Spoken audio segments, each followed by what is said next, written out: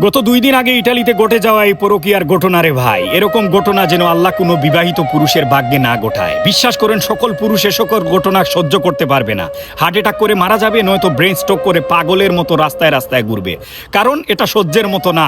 ইটালির যে ঘটনা, তিনটা সন্তানের জননী, সে পরকীয়া প্রেমে আসক্ত হয়ে তার 1.5 বছরের ছোট বাচ্চা যে এখনো বুকের দুধ পান করে তাকে রেখেও সে পরকীয়া প্রেমিকের সাথে পাগল হয়ে গেল। শেষ পর্যন্ত তার সাথে সাকসেস হতে না পেরে সে কি করে ফেসবুক লাইভে এসে বিচার চায়। চিন্তা করেন আমাদের সমাজ কতটা নিকৃষ্ট স্তরে নেমে গেলে, সমাজের কতটা অধপতন হলে পরে এরকম দৃশ্য আমাদের দেখতে হয়।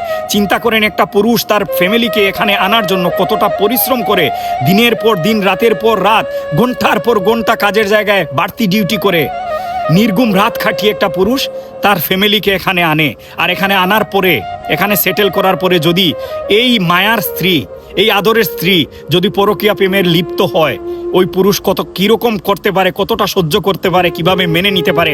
আমার খুব দেখতে ইচ্ছে হচ্ছে ওই ইটালির ভাইটিকে, যে ভাইটি 3টা সন্তান নিয়ে এখন বিপদে পড়ে গেছে। চিন্তা করেন, আল্লাহ না করুক এরকম পরীক্ষার সম্মুখীন যেন আল্লাহ কোনো বিবাহিত পুরুষকে তার বউ দ্বারা আল্লাহ না করান। একটা জিনিস মাথায় রাখবেন, শুধু এরকম ঘটনা 2-1টা আমাদের চোখে পড়তেছে যেগুলা ফ্লাশ হচ্ছে, এরকম ফ্লাশ হচ্ছে না। হাজারো হাজারো সংসার আছে যারা প্রেমিক পরকীয়া প্রেমের সাথে লিপ্ত আছে। আপনারা সাবধান হয়ে যান। এরকম ঘটনা আমাদের চোখে আঙ্গুল দিয়ে দেখিয়ে দেয় একটা পরিবার মুহূর্তের মধ্যেই কিভাবে বেনিশ হয়ে যেতে পারে। একটা পরিবার এবং এই সন্তানগুলা মুহূর্তের মধ্যেই কতটা অসহায় হয়ে যেতে পারে, এবং এই বিবাহিত পুরুষ তার সমাজের মধ্যে, তার পরিবারের মধ্যে কতটা নিঃস্ব এবং কতটা লজ্জার সম্মুখীন হতে পারে।